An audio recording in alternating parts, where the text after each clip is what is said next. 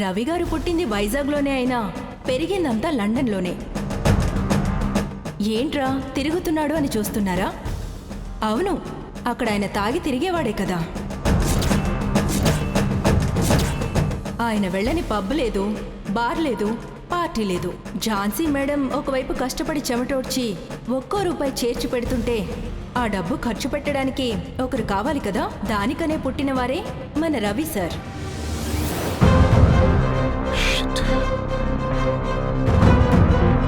డబ్బు ఎంత ఖర్చు పెడుతున్నామన్న ఆలోచనే లేదు. డబ్బులు కేవలం ఒక కాగితమనే అనుకుంటారు. అది మాత్రమే కాదు, ఆయనకి ఇంకా చాలా క్వాలిటీస్ ఉన్నాయి. నార్మల్ గా ఎవరైనా తాగితే ఏం చేస్తారు? కామ్గా ఇంటికి వెళ్ళిపోతారు, లేదా ఎక్కడైనా తాగి పడిపోతారు. కానీ రవి సార్ చాలా స్టడీగా ఉంటారు. ఎందుకంటే తాగి ఒళ్ళు తెలియకుండా కారు 100 కిలోమీటర్ స్పీడ్లో నడుపుతారు. పోలీస్ కేస్, యాక్సిడెంట్ అని ఎన్నో ఘనకార్యాలు చేసిన మన రవి సారే ఇప్పుడు ఝాన్సీ పుట్టి తర్వాత వారసుడు. ఝాన్సీ అమ్మ ఆవిడ చుట్టూ ఉన్న వాళ్ళకి ఎటువంటి చెడు అలవాటు ఉండకూడదని అనుకునేవారు. కానీ ఆవిడ వారసుడైన ఆవిడ మనుమడుగా ఉన్నప్పటికీ ఆవిడ ఏం చేయలేకపోయారు. ఎందుకంటే రవి సార్ ఎవరు చెప్పినా అస్సలు వినరు.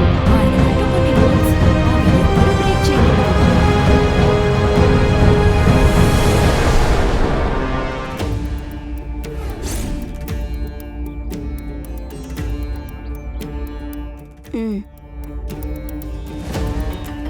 చెప్పినట్టుగానే బావని మీరు ఫంక్షన్కి రమ్మని చెప్పారు. బావ వస్తాడు, కానీ ఫంక్షన్లో వాళ్ళది కాదు, మన ఏవీనే వెయ్యాలి. ఈ ఏవీలో అసలు ఏముంది మేడం? మా బావ గురించి అన్నీ తప్పుగా ఉన్నాయి. ఇది చూడగానే అందరికీ కోపం వస్తుంది. ముఖ్యంగా ఆ బావ ఆ సంయుక్త మీద కోప్పడతారు. ఓహో, ఈ ఏవీ చేసింది సంయుక్త అనే బావ నమ్ముతాడు. అది చెయ్యలేదు అని అరుస్తుంది. అప్పుడు ఆ బంగారి చేసిందేమో అని అనుమానం వస్తుంది. ఓ 2 వికెట్స్లో ఏది పడినా మనకి లాభమే కదా. అలాగే మేడం, నేను చూసుకుంటాను మేడం. వస్తాను మేడం.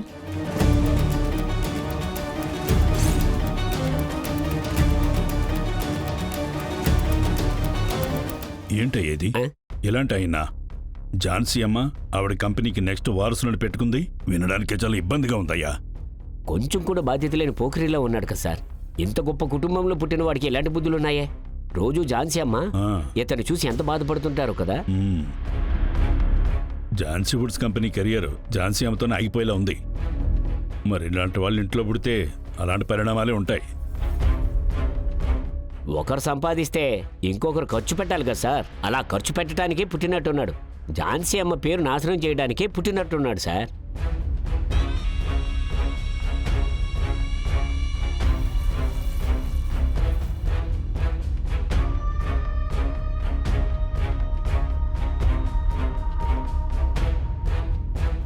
అందరికీ నమస్కారం. ఏంటి ఏవి చూసి షాక్ అయ్యారా? మామూలుగా ఏవి అంటే ఓవర్గా బిల్డప్ ఇస్తారు. అలా చేశారు, ఇది సాధించారు అని అచీవ్మెంట్స్ గురించే ఉంటాయి. ఈ ఏవీలో ఏంటి ఫుల్ నెగిటివ్గా ఉంది కదా. తాగబోతు అని చెప్తున్నారు, గోల చేస్తున్నాడని చెప్తున్నారు, డబ్బుల విలువ తెలియని వాళ్ళు అని చెప్తున్నారు. ఇలాంటి వారిని అసలు ఎలా ఝాన్సమ్మ ఈ కంపెనీకి తర్వాత వారసులను చేశారని మీ అందరికీ డౌట్గానే ఉంటుంది కదా. మీ డౌట్ ఏంటో నాకు అర్థమవుతుంది. అలా అని ఏవీని మేము అబద్ధం అని చెప్పి ఎస్కేప్ అవడం లేదు. మీరు చూసిన ఈ ఏవి 100% నిజం. ఏంటి సార్ ఇది? నాకు అర్థం కావటం లేదు. రవి సార్ గడిపిన లండన్ లైఫ్ ఇలాగే ఉండింది. కానీ సగం వీడియో మాత్రం చూసి మీరు జడ్జ్మెంట్కి వచ్చేస్తే ఎలా? ఇంకా ఏవి ఉంది, మిగతా ఏవి కూడా చూసి మీరు మాట్లాడచ్చు. Thank you. వినోద్ సార్, నేను తెచ్చిన ఏవి ప్లే చేయండి. మైక్ తీసుకోండి. ఇవ్వండి మేడం. ఇప్పుడు ఇలా ఉన్న రవి గారిని ఝాన్సీ అమ్మ మార్చాలనుకున్నారు. ఆవిడ తన వారసుడు, తన కుటుంబంలో వాడు అని కూడా చూడకుండా ఒక సాధారణ ఎంప్లాయీగా తన కంపెనీలో చేర్చుకున్నారు.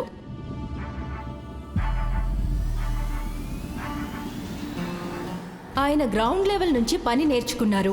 ఝాన్సీ అమ్మ వారసుడన్న పొగరు కొంచెం కూడా లేకుండా సాధారణ సర్వర్గా పనిచేశారు.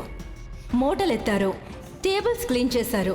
పెద్ద చెఫ్ కాంపిటీషన్లో గెలిచి ఝాన్సీ అమ్మకు గొప్ప పేరు తీసుకొచ్చారు.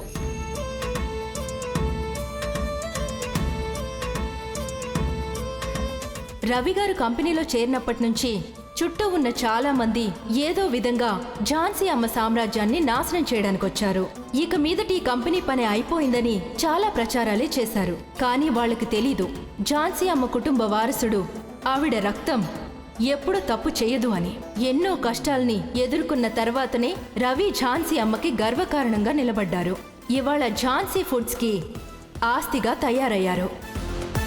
ఝాన్సీ ఫుడ్స్ కాంపౌండ్ని ఒక సమస్య తాకాలి అంటే అది రవి గారిని దాటాలి. ఝాన్సీ ఫుడ్స్ పోయిన ఏడాదిలో 20% పెరిగిందంటే దానికి రవి గారే ముఖ్య కారణం.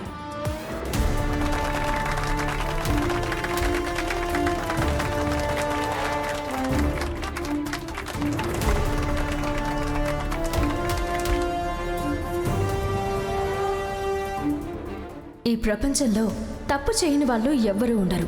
చేసిన తప్పుని తెలుసుకుని మారి సాధించిన గొప్ప గొప్ప వాళ్ళున్నారు. అందులో రవి సార్ ఒకరు. తప్పు చేసిన వాళ్ళ దగ్గర ఎన్నో అనుభవాలుంటాయి. తప్పు చేస్తేనే కదా అనుభవం వస్తుంది. అనుభవం లేకపోతే ఎలా ఒక మంచి లీడర్ అవ్వగలుగుతారు? రవి సార్ తప్పు చేసిన వారే, అదెవరూ కాదనడం లేదు. కానీ అది తెలుసుకుని తనని తాను మార్చుకుని కరెక్ట్ చేసుకోవాలనుకున్నారు కాబట్టే ఆయన ఈరోజు ఈ స్థానంలో ఉన్నారు.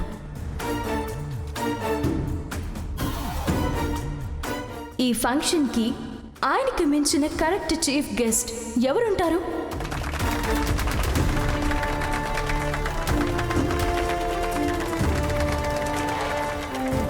ఇందులో ఒక్క పర్సన్ కూడా అబద్ధం లేదు. ఎందుకంటే నిజం ఒక్కటే ఎప్పటికైనా గెలుస్తుంది.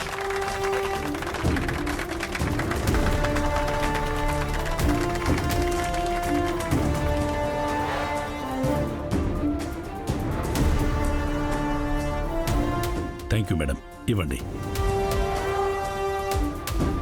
ముఖ్య అతిథిగా ఇచ్చేసిన రవి గారిని వేదిక మీద సాదరంగా ఆహ్వానిస్తున్నాం.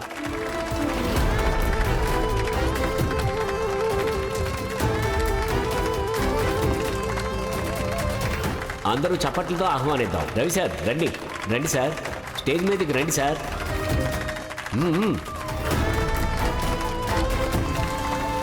Good job, congratulations sir. రండి సార్. మీరు రావడం మాకు నిజంగా గర్వంగా ఉంది సార్. వెళ్ళండి సార్, వెళ్ళండి. ఇదిగోండి సార్.